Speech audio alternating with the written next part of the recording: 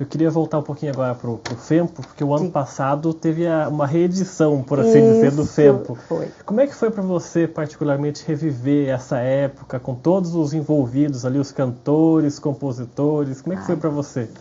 Foi uma emoção. Foi tão importante, mas tão importante. Primeiro, rever, né? Eu cheguei a fazer um depoimento no palco, porque para mim aquilo era importante deixar registrado ali.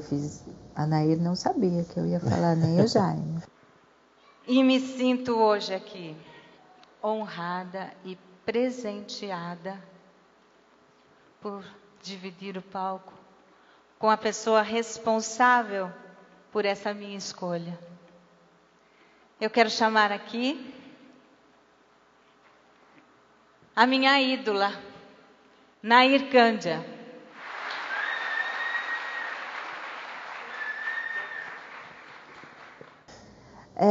Porque a minha emoção, a minha vida começou a partir daquilo. Né? Se hoje eu trabalho com música, realmente, se eu componho, escrevo para crianças e tudo mais, eu devo a eles. Aquilo que aconteceu naquele momento na minha vida foi determinante, né? E o festival trazer o FEMPO numa época em que a música está tão diferente, né? É complicado você trazer esse tipo de coisa, mas deixar registrado que aquele momento foi tão importante para a gente e com música de tão boa qualidade. Você assiste hoje as músicas reeditadas com outra roupagem e tudo mais, mas elas são atuais. E foram feitas para o momento que o Brasil vivia na época da Revolução, né? Exatamente. A minha música Labirinto, que eu fiz em parceria com o Jaime Prades, tinha um texto forte para a época. Segundo me disseram, eles tentaram segurar. Porque eu não poderia comparar homens com vegetais.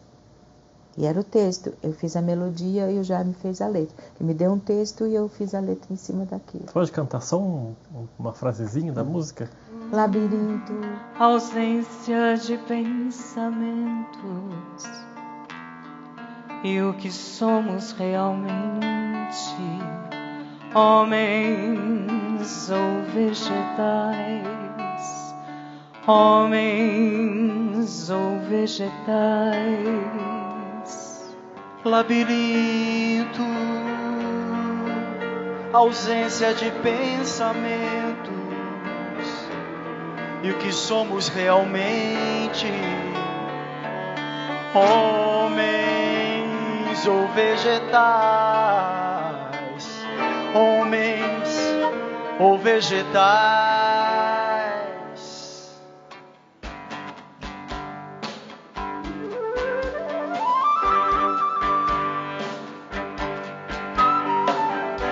Você sai, se retorce, sofre, tenta viver indiferente, que consegue afinal é andar com gente igual, e vagando por um caminho procurando vida e gente, vai vagando e de repente olha o ponto inicial.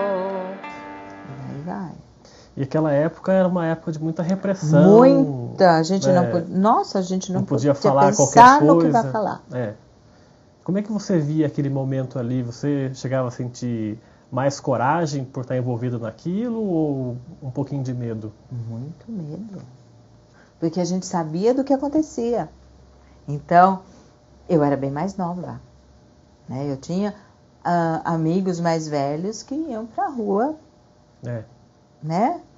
E a gente sabia do que acontecia. Então, eu sempre fui mais medrosa nesse sentido, até quando aconteceu da música do Labirinto, eu fiquei assustada. Eu falei, bom, eu tenho que pensar mais naquilo que eu vou dizer para não sofrer nenhuma represália nesse sentido. Então, daí a gente tenta falar de coisas água com açúcar. Porque eu tinha medo, real. E como é que foi para você rever esses amigos no FEMPO ano passado? Rever amigos de FEMPO. Primeiro, muitas das pessoas que participaram são amigos daqui de Jacareí, queridos. Agora, estreitar um laço com o Jaime Nair para mim foi muito, muito importante. Porque eles eram os meus ídolos. Foi dessa forma que eu vivi a minha vida toda, né? Eu pouco conversei com eles rapidamente, em coisas assim, mas nunca tinha sentado, conversado, a gente nunca tinha trocado ideia. Então aquilo foi maravilhoso. E o Jaime me dando toque do problema da minha voz, aí foi mais importante. Quer dizer, aquela sua sensação de enfrentar aquele palco aos 15 anos para enfrentar de novo 40 anos depois, como é que foi? Teve a mesma sensação ou não? Foi mais emocionante ainda. Porque com 15 anos eu não tinha... Né? Mas depois de tudo, você faz um retrocesso de tudo que aconteceu esses anos todos. E você está voltando 40 anos depois, cantando aquela música, ao lado da pessoa que foi quem me motivou a viver isso. Olha, obrigada. Vamos falar então agora sobre esse problema que você teve na sua voz, né? Que você falou aqui agora há pouquinho. Como é que você descobriu esse problema? Na verdade,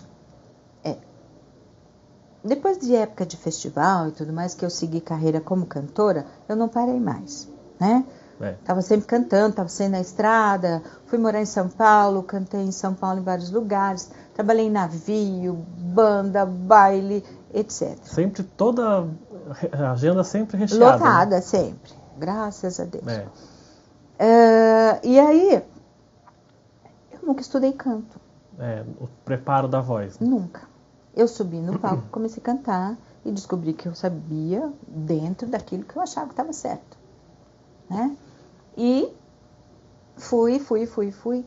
E nos últimos anos que eu estive trabalhando, eu comecei a trabalhar com um pessoal bem mais novo e eu estava cantando coisas bem mais agudas, cantando Whitney Houston, temas de filme. Eu fazia dupla com o Francis Valade, que hoje está em Portugal cantando.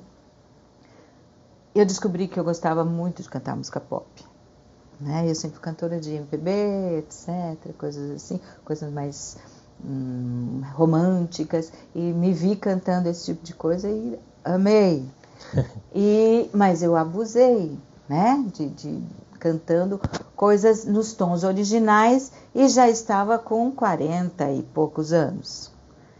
E a voz da gente vai mudando a partir da idade.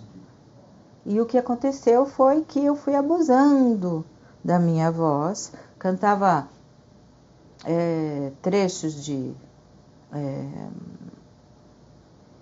Montserrat Caballé. Nossa. Né? Ele cantava Queen, né? O Fred Mercury, eu fazia Montserrat Caballé. Ou no meu show de 30 anos, nós fizemos uma parte do Fantasma da Ópera, um trecho, e ele estava caracterizado, e eu cantei, eu não vou me lembrar o nome da música. Sei, mas é bem forte a entonação, né? Exatamente, agudíssimos, né? Sem estudo.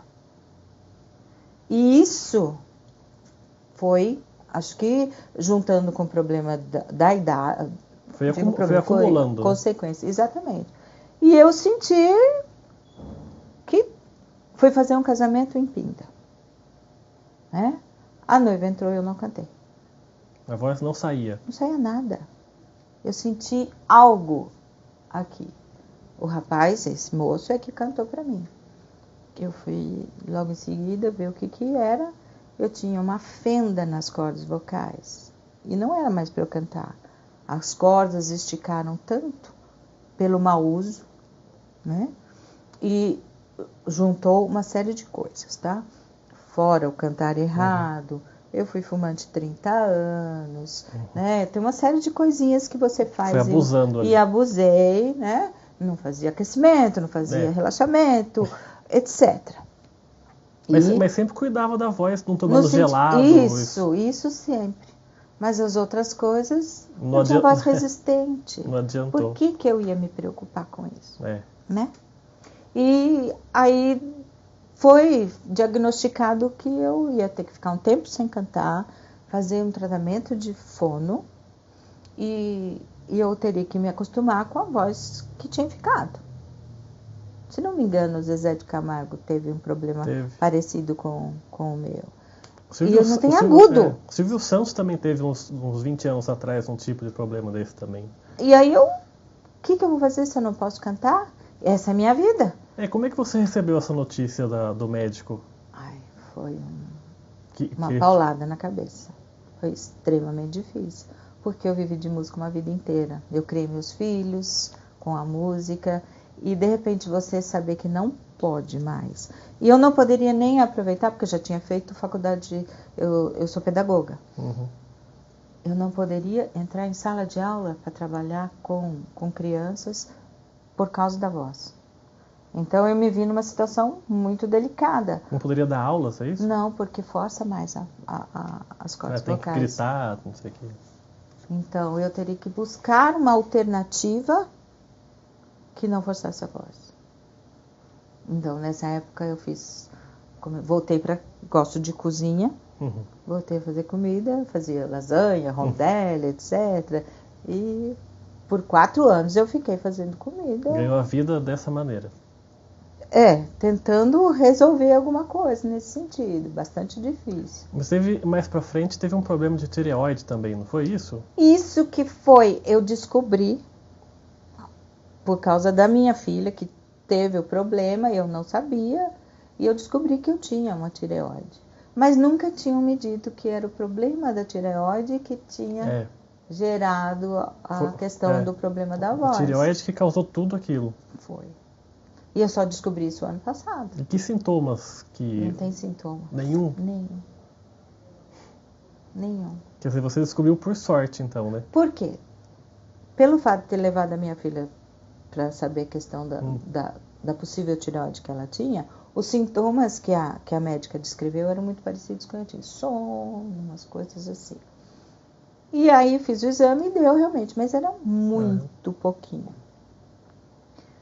E isso você tem que cuidar, isso é para o resto da vida. Você vai tomando um remédio, etc. Tal. Ou eu tomo uma coisinha de nada. Mas somado a uma série de outros fatores, deu problema. Prejudicou as cordas. E então, aí eu fiquei com uma região muito grave de voz, né? Uma extensão grave. O agudo eu não tinha, então ficava sempre uma lacuna. O grave, tudo bem. A região média, o agudo nada, a não ser que eu fizesse um falsete. Então, para cantar aquilo foi extremamente difícil, porque a voz, né? O que eu vou fazer? Não afina na determinada região. E aí eu fui tirando o pé. Falei, não vou mais cantar, porque para mim era extremamente difícil. Me ouvir cantando desafinado, isso eu não aceito. E como é que foi para você se readaptar nesse estilo novo de voz, se acostumar com esse timbre novo? A partir de que momento você se acostumou com você cantando? Sinceramente, nunca. Ainda não? Não. Eu me cobro por demais. Eu tive que entender, né? O aceitar é outro passo. Aceitar é diferente de se acostumar. Exatamente. Entender o processo, tá bom, vamos lá. É uma coisinha de cada vez.